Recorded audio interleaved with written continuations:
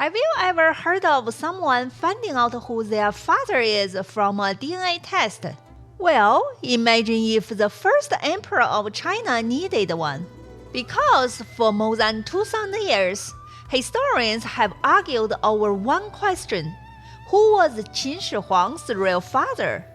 Part 1. The official story.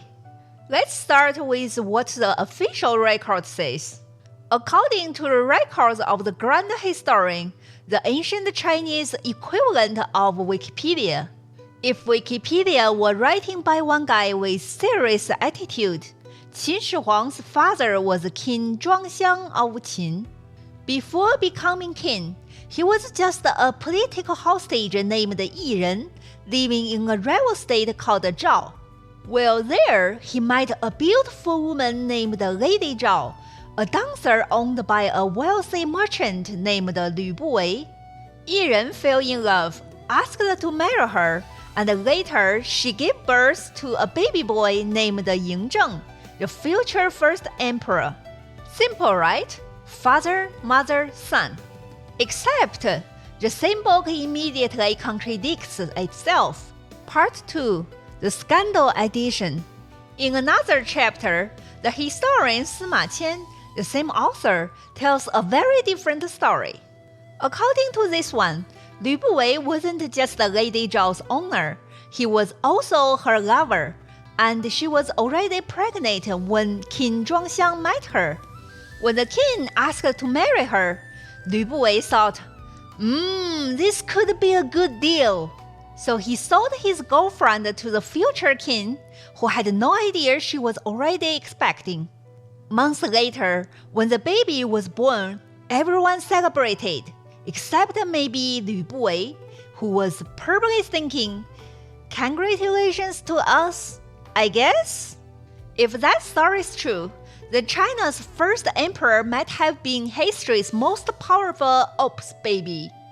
Part 3. Historians fight about it for 2 millennia. Now, here's the fun part. Even ancient historians couldn't agree.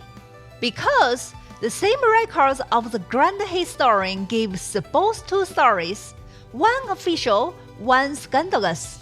This single contradiction has fueled 2,000 years of debate, and countless who's the daddy scrolls. Later historians like Sima Guang in the Song dynasty actually doubled down on the scandal, writing it into mainstream history books, basically turning ancient gossip into fact. Part 4. The Missing Evidence. So, which version is true? Here's where it gets tricky. No earlier text, none from the Qin or early Han period mentions the scandal. Other major sources, like the strategies of the warring states, talk about Lu Buwei's political deals, but say nothing about him fathering the first emperor. So this whole Lu Buwei is a dead story appears only in Sima Qian's book. Historians call that a lone source. Lone sources are generally less reliable. After all, if your only source is one guy, ranking you need to take what they say with a pinch of salt. Because maybe they just have a grudge or something. Part 5. Theories behind the rumor. Because of that, scholars have come up with several spicy theories about why this rumor appeared. Number 1. Lu Buwei started it himself to brag about his influence over the royal family. Number 2. Enemies of Qin made it up after Qin conquered them. Revenge gossip at its finest.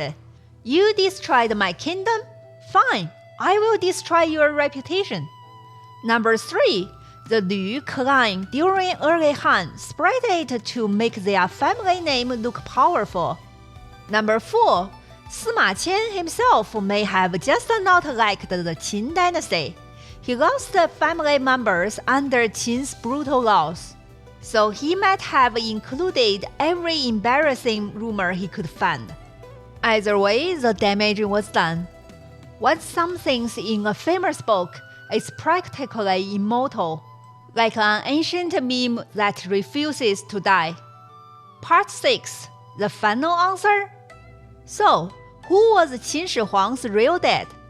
The honest answer, nobody knows. The only way to solve it now would be a DNA test, which might be tricky since both men have been dead for over 2,000 years. But until someone runs an ancient DNA analysis, the mystery remains one of China's greatest historical cliffhangers. So the next time someone complains about family drama, just remember, at least your dad's identity didn't start a 2,000-year-long historical debate.